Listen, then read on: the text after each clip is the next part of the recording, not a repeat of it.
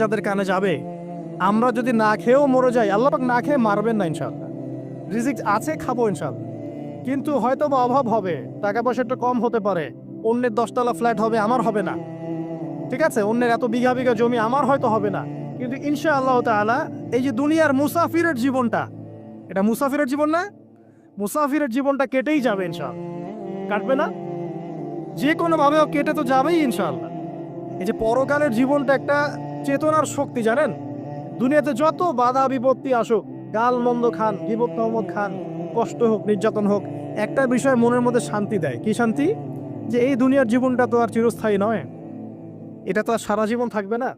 ইনশাআল্লাহ এই অবস্থা আস্তে আস্তে পরিবর্তন হয়ে যাবে। ফাইন্না মাআল উসরি ইউসরা, পরকালে ইনশাআল্লাহ পাবো। দুনিয়াতে না পেলে কি হয়েছে, পরকালে পাবো ইনশাআল্লাহ। যুবক ভাই, এসব জেনা ছেড়ে দেন, আল্লাহ রাব্বুল আলামিন আপনার জন্য হুর রেখেছেন জান্নাত, ইনশাআল্লাহ পাবেন ইনশাআল্লাহ। এটা ছেড়ে দেন, সুদ ছেড়ে দেন, আল্লাহ পাক আপনার জন্য হাউজে কাউসার রাখছে ইনশাআল্লাহ, ঠিক আছে? অন্যায় পাপ ছেড়ে দেন, আল্লাহ রাব্বুল আলামিন আপনার জন্য জান্নাত রেডি করে রাখছে ইনশাআল্লাহ। এই দুনিয়ার জীবনটা ধোঁকা, একটা ছোট্ট জীবন, পুরা ধোঁকা, কিচ্ছু নাই এর মধ্যে। আমার কথা শোনেন, এই দুনিয়ার জীবনে কিছুই নাই। চারপাশে অনেক কিছু মনে হবে, আপনার বাড়ি আছে, গাড়ি আছে, স্ট্যাটাস আছে, টাকা পয়সা, প্রতিপত্তি সব আছে। আদতে আপনি একা, আদতে আপনাকে একাই কবরে যাওয়া লাগবে, একাই আল্লাহর সাথে হিসেব নিকেশ দিতে হবে। কেউ নাই সাথে, আমারও সাথে কেউ নাই। কিন্তু আপনি মনে করছেন যে সেলিব্রিটিজম বড়, আমি পলিটিক্যাল নেতা হয়েছি, আমাকে সবাই চেনে, আমি ইকোনমিক সেক্টরে লিড দেই, রাষ্ট্রকে লিড দেই, আমি ধর্মতাত্ত্বিক ক্ষেত্রে লিড দেই, আমাকে দেখলে মানুষ বাহবা দেয়, ইত্যাদি ইত্যাদি। দিন শেষে আমি একা, আপনিও একাই, আমাকেও একাই যেতে হবে, আপনাকেও একাই যেতে হবে। এগুলো সব চারপাশের খালি অন্ধ মোহ, আর কিছু না। তো এই মোহের মধ্যে ঢুকে পড়বেন না, আল্লাহ পাক তৌফিক ইনায়াত করুন। নবী সাল্লাল্লাহু আলাইহি ওয়াসাল্লাম বারবার বলতেন, আল্লাহুম্মা ইন্নী আউযু বিকা মিন ফিতনাতিদ দুনিয়া, বলতেন না? হে আল্লাহ, আমি এই দুনিয়ার ফিতনা থেকে তোমার কাছে আশ্রয় প্রার্থনা করছি। ওয়া ইন্নী আউযু বিকা মিন ফিতনাতিন নিসা, আমি মহিলাদের ফিতনা থেকেও আশ্রয় প্রার্থনা করছি। আরো দোয়া করতেন, আল্লাহুম্মা ইন্নী আউযু বিকা মিন আযাবিল কবর, হে আল্লাহ, আমি কবরের আযাব থেকে আশ্রয় প্রার্থনা করছি। ওয়া আযাবি জাহান্নাম, জাহান্নামের আযাব থেকে আশ্রয় প্রার্থনা করছি। ওয়া মিন ফিতনাতিল মাহইয়া ওয়াল মামাত, জীবন মৃত্যুর ফিতনা থেকে আশ্রয় প্রার্থনা করছি। ওয়া মিন শাররি ফিতনাতিল মাসিহিদ দাজ্জাল, এবং দাজ্জালের ফিতনা থেকে আশ্রয় প্রার্থনা করছি। দাজ্জালে পরে আসবো ইনশাআল্লাহ। দাজ্জাল নিয়ে আলোচনা করলে আবার কিছু মানুষ খারাজি ট্যাগ লাগাই দিতে পারে, ওই জন্য এদিকে আমি এখন যাচ্ছি না। হ্যাঁ, সামনে আসি। তো রিবার বিষয়টা বলছিলাম। আইয়ামে জাহিলিয়াতের যে সেই রিবা এখনকার বিশ্বে আছে কি নাই বলেন? ওই সময় না হয় মক্কায় ছিল, এখন কি সারা বিশ্বব্যাপী নাই? বিশ্বের কোনো কান্ট্রি রিবা মুক্ত না, বিশ্বের কোনো দেশ রিবা থেকে মুক্ত থাকতে পারবে না, এই বিশ্ব পরিচালনা যারা করছে ওদের আন্ডারে থাকলে। কখন হবে বিশ্ব রিবা মুক্ত? একদিন বিশ্ব রিবা মুক্ত হবে ইনশাআল্লাহ, একদিন না একদিন এই বিশ্বটা সুদমুক্ত হবে ইনশাআল্লাহু তাআলা। তখন জালেম পার পাবে না, মাজলুমের রক্ত শ্রম বৃথা যাবে না ইনশাআল্লাহ।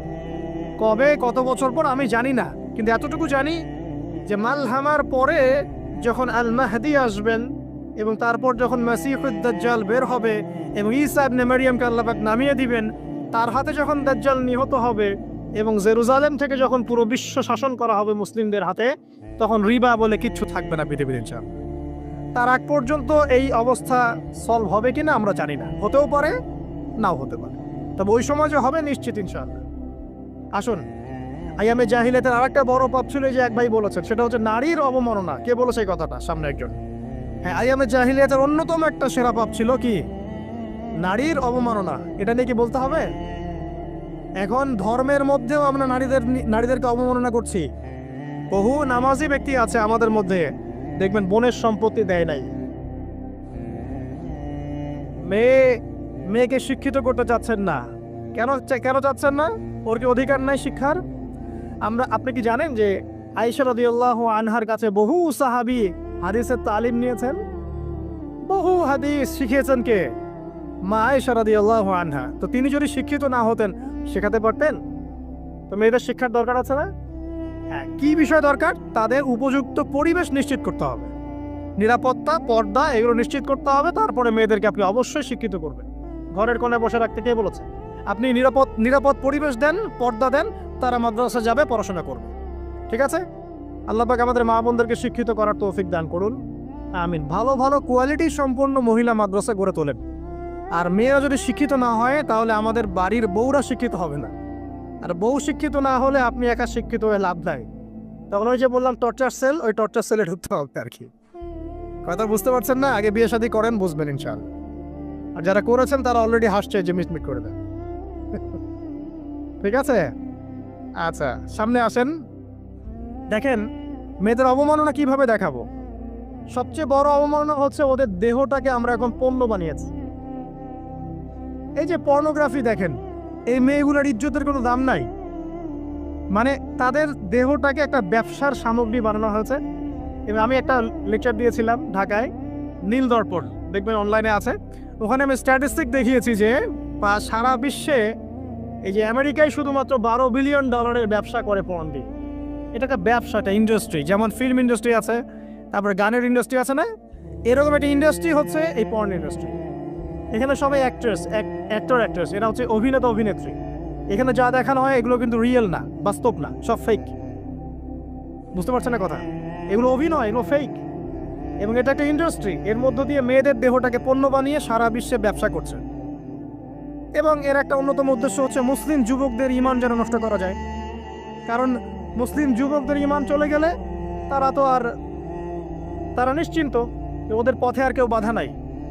কারণ ওদের এই জুলুমের পথে বাধা যদি কেউ দিতে পারে তাহলে কারা দিবে? মুসলিমরা। আর মুসলিমদের মধ্যে সবচেয়ে শৌর্য বীর্য কাদের মধ্যে থাকে? যুবকদের মধ্যে। তো যুবকদের ঈমান যদি চলে যায় তাহলে এদের আর কোনো সমস্যা নেই। এই বিষয়টা খেয়াল করবেন যে এটা একটা ইন্ডাস্ট্রি। সো এখানে আমরা মেয়েদের দেহটাকে আমরা কি বানিয়েছি? পণ্য বানিয়ে দিয়েছি। আর এখন তো চলছে কাপড় খোলা সংস্কৃতি। প্রত্যেকটা সেক্টরে আপনি গিয়ে দেখবেন মেয়েদের ইজ্জত সম্মান আব্রুটাকে উন্মুক্ত করে এটাকে দিয়ে আমরা বিজনেস করছি আর কি। এটা একটা বিজনেস। এখানে সমাধান কি? সমাধান আয়েশা রাদিয়াল্লাহু আনহা। সমাধান কে? সমাধান ফাতিমা রাদিয়াল্লাহু আনহা। সমাধান কে? সমাধান খাদিজা রাদিয়াল্লাহু আনহা। আমাদের মা, আমাদের বোন, আমাদের স্ত্রীদেরকে তাদের মতো করে মানুষ করতে হবে, গড়ে তুলতে হবে ইনশাআল্লাহ। দেখবেন নারীর সত্যিকারের সম্মান নিশ্চিত হবে ইনশাআল্লাহ। ইসলাম কি কখনো বলেছে যে মেয়েরা কাজ করতে পারবে না, পড়াশোনা করতে পারবে না ইত্যাদি? এই নাস্তিকরা তো ঠুনকো যুক্তি দিয়ে আক্রমণ করে। কে বলেছে? সমস্যা এমন ইসলামিক স্টেট আছে যেখানে একটা স্টুডিও, মনে করে স্টুডিও, ছবি তোলা হয়, কথার কথা, সেখানে সব কর্মী মহিলা, কোনো পুরুষ নাই। একটা মাদ্রাসা, সমস্ত কর্মী মহিলা, কোনো পুরুষ নাই। একটা স্কুল, সবাই মহিলা, কোনো পুরুষ নাই। ওখানে মেয়েরাই পড়ে, মেয়েরাই শেখায়। জায়েজ না জায়েজ বলেন? একটা নিরাপদ পরিবেশে যদি মেয়েরাই মেয়েদের দায়িত্ব নিয়ে পড়াশোনা করায়, ব্যবসা করে, অন্য কিছু করে, জায়েজ না জায়েজ? তাহলে পরিবেশ নিশ্চিত করাটা হচ্ছে চ্যালেঞ্জ। ইসলাম বলছে না যে আপনি তাকে একদম অজ্ঞ করে রেখে ঘরের কোণে ফেলায় রেখে দেন, তাকে আপনি পড়াশোনাও শেখাবেন না, সম্পত্তির অধিকারও দিবেন না, কিছুই না। এগুলো ইসলাম কখনো বলে না। বলেছে? আরে বোকা মানুষ, রাসূলুল্লাহ সাল্লাল্লাহু আলাইহি ওয়াসাল্লামের সময় তো মহিলা সাহাবীরা উহুদের যুদ্ধ করেছে। কি শুনলেন? রাসূল সাল্লাল্লাহু আলাইহি ওয়াসাল্লামের সময় মহিলা সাহাবী উহুদের যুদ্ধও করেছে। উহুদের যুদ্ধের নাম শুনেছেন? ওখানে মহিলা সাহাবীও ছিল তীরন্দাজ। তাহলে মহিলারা কি করে না এই নবীর যুগে? আর খাদিজা রাদিয়াল্লাহু আনহা যত বড় ব্যবসায়ী ছিলেন, এখন এত বড় ব্যবসায়ী পাবেন? কোনো মেয়ে আছে এত বড় ব্যবসায়ী? উসমান রাদিয়াল্লাহু আনহু যত বড় বিজনেসম্যান ছিলেন, এখন এত বড় বিজনেসম্যান আছে? তো কি ছিল না সেই স্বর্ণযুগে? ওই স্বর্ণযুগের সুন্নতি আমাদেরকে আমল করতে হবে। আল্লাহ পাক তৌফিক ইনায়াত করুন, আমিন। প্রিয় মা ও বোনেরা, পর্দা ছাড়বেন না। আপনাদের জন্য 4টা কাজ: স্বামীর আনুগত্য করা, লজ্জাস্থানের হেফাজত করা, আপনার 5 ওয়াক্ত সালাত ঠিকঠাক মতো আদায় করা, এবং রমজান মাসে সাওম রাখা। নবীজি বলেছেন সাল্লাল্লাহু আলাইহি ওয়াসাল্লাম, জান্নাতের যে কোনো দরজা দিয়ে ইচ্ছা আপনি প্রবেশ করতে পারবেন। আপনার জন্য সহজ। আর স্বামীর আনুগত্য বলতে আমি বুঝাইনি স্বামীর দাসত্ব করতে হবে, এটা বলিনি। এখনকার কিছু ফ্যামিনিস্ট মেয়ে আছে, ওরা আনুগত্য শব্দ মনে হয় যে দাসত্ব মনে হয়। আনুগত্য দাসত্ব এক জিনিস না। আনুগত্য কি? স্বামী কোরআন সুন্নাহর অনুকূলে কোনো কথা বলেছে, আপনি মানবেন। স্বামী বলছে পর্দা করো, তোমাকে ভালোবেসে বলছি তুমি পর্দা করো, তুমি আমার অনেক প্রিয় একজন মানুষ, তুমি বেপর্দায় বাইরে যাবে আর লোকজন দেখবে, কেমন হয়? ঠিক আছে, তোমাকে তো আমি বিয়ে করেছি, তুমি আমার, মানুষ তোমাকে দেখতে গেল। ঠিক আছে, তো এখন স্বামী ভালো কথা বলেছে, আপনি শুনলেন, এটা আনুগত্য। আর ওই স্বামী যদি বলে আসো তো আমার কলিগরা এসেছে, ওকে খাবার সার্ভ করতে হবে, আসো খাবারটা পরিবেশন করো, এখন আপনি বেপরদা হয়ে আপনার স্বামীর কলিগের সামনে খাবার পরিবেশন করতে শুরু করলেন, এটা কি আনুগত্য করতে হবে না?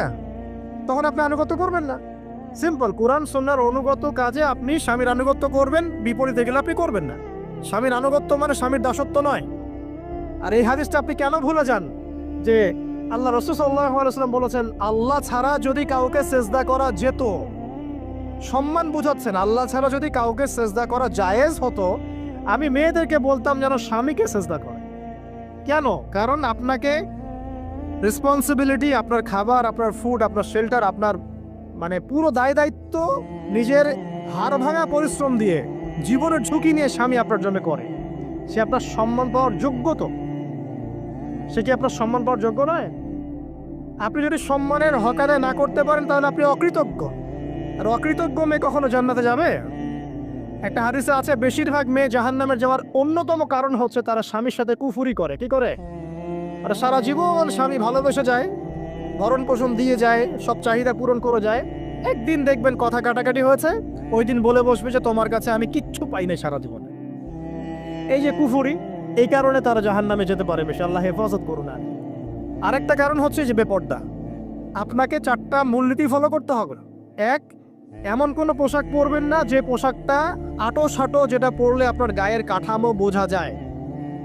এটা বোরখা হলেও পরা যাবে না। আমি কি বোঝাতে পারছি? ডিজিটাল বোরখা দেখেন নাই?